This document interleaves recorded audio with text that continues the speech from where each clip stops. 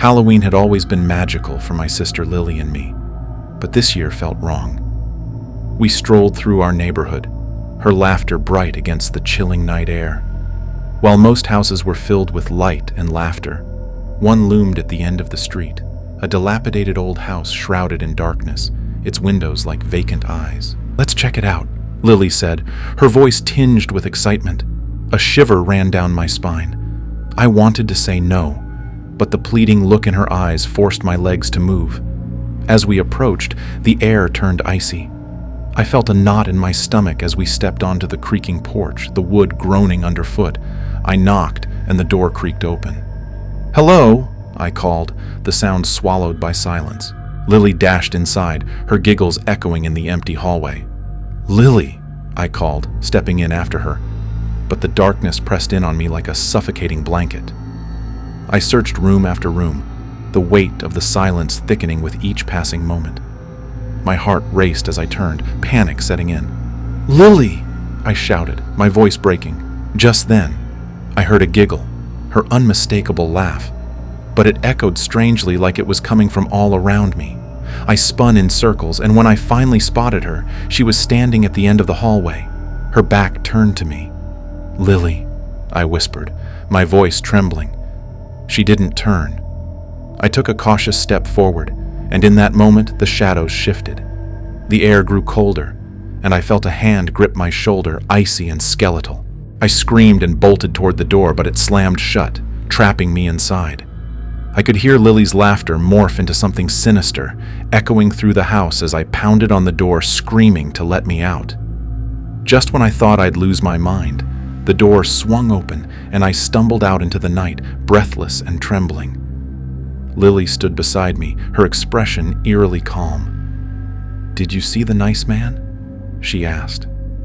My heart sank as I realized she didn't remember a thing. We ran home, the laughter of other children fading into the night, the terror of that house etched into my memory forever.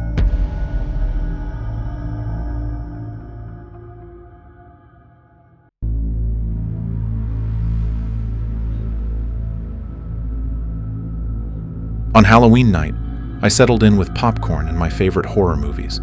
The clock ticked ominously toward midnight when the phone rang. Who could it be? I wondered, expecting one of my friends. "Hello?" I answered, but only heavy breathing met my ears. My heart raced. "Hello? Is anyone there?" Silence. A chill crawled up my spine. I hung up, shaking off the unease, thinking it was just a prank. Moments later, the phone rang again. My fingers hesitated, and I finally picked it up. "Stop messing around," I shouted into the receiver. "Let me in," a raspy voice whispered. My blood ran cold. "I'm at your door." The line went dead. My stomach dropped as I glanced toward the door. A faint knock echoed through the silence, soft at first, then growing more insistent. I stood frozen, my heart pounding in my ears. "Who's there?" I called, my voice barely a whisper. No answer, just that relentless knocking. I crept toward the door, peering through the peephole, but saw nothing. The phone rang again. My hands shook as I answered. "What do you want?" I stammered, panic rising. "Open the door," the voice said, low and threatening. "I can see you." My heart raced as I felt a cold sweat break out across my skin.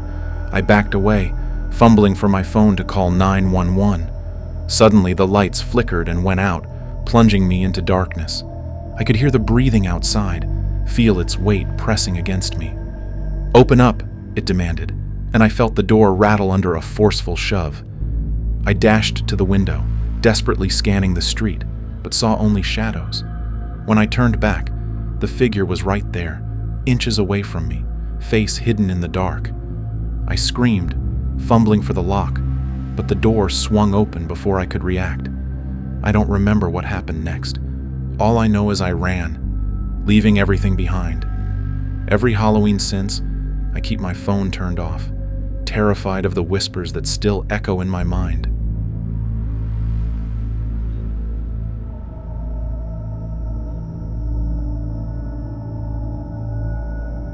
Last Halloween, my friends convinced me to join them for a haunted hayride at the local pumpkin patch. The air was crisp, a biting chill hanging in the darkness as we climbed onto the trailer.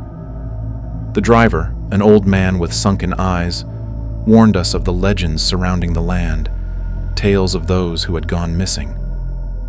At first, we laughed, sharing ghost stories as the trailer lurched forward into the depths of the woods.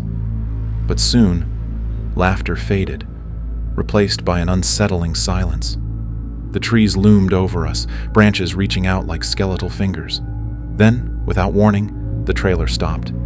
The driver turned to us, face pale. "Don't move!" We shifted uneasily, the weight of his words sinking in. I glanced around, and in the distance I saw figures emerging from the shadows, gaunt, their faces twisted in desperation. "What is this?" someone whispered, panic rising in the air. But before we could react, the figures rushed toward us, their eyes hollow and wild. "Run!" I screamed as the trailer lurched forward, the driver trying to escape. The figures reached for us, fingers grasping, voices whispering, "Help us!" I could feel their icy breath on my skin, an overwhelming fear flooding my senses. We stumbled over one another, desperate to escape. But the trailer was blocked. The figures surrounded us, their gaunt faces filled with anguish. "Help us!" they cried, but we were frozen in terror. Finally, the driver slammed the gas pedal, and we lurched forward, leaving the figures behind. As we raced back toward the safety of the pumpkin patch, I couldn't shake the feeling that something had followed us back. I never returned to that haunted hayride, the echoes of those desperate voices haunting me on every Halloween night.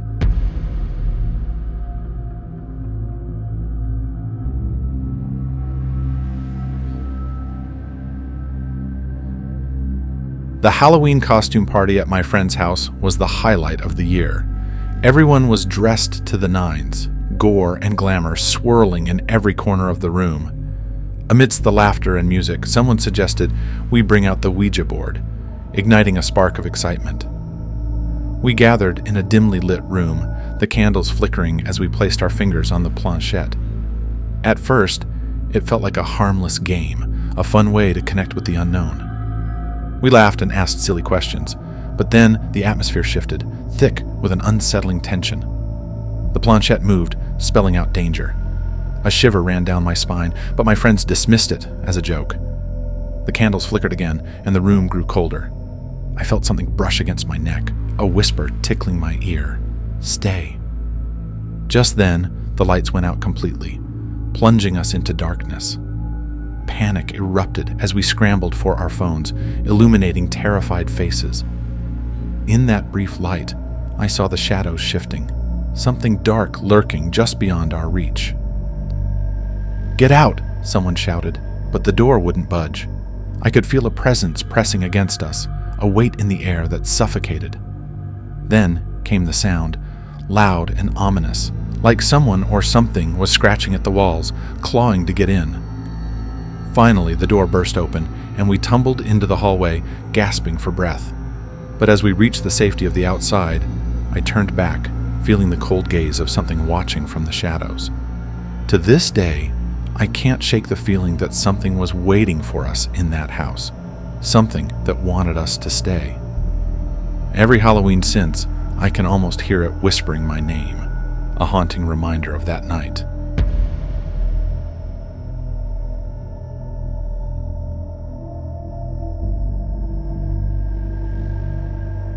Halloween night felt eerie as I sat alone in my dimly lit room, flickering candles casting long shadows.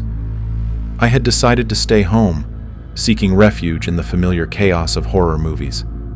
The highlight of the night was my grandmother's old mirror, which had long been hidden away. Something drew me to it, an unshakable curiosity. As I dragged it into the light, I wiped the dust away, revealing a beautifully ornate frame. Staring into the glass, I felt an unsettling energy wash over me. My reflection smiled back, but it wasn't my smile. It stretched wider than I intended, eyes glinting with a sinister gleam. Shaking my head, I laughed it off. But as the night wore on, I felt compelled to check the mirror again. This time I saw shadows flickering behind me, dark shapes darting just beyond the edge of the glass. I spun around, heart racing. but the room was empty. "Just a trick of the light," I whispered to myself, but doubt gnawed at my mind. I returned to the mirror, and this time, I saw something lurking just behind me. A pale figure, face obscured, with a mouth twisted into a grotesque grin. I gasped, stumbling back. The lights flickered, and the figure vanished, but the weight of its presence remained. I could feel it watching, waiting. I grabbed my phone, desperate to distract myself, but the screen shattered as I dropped it in my panic.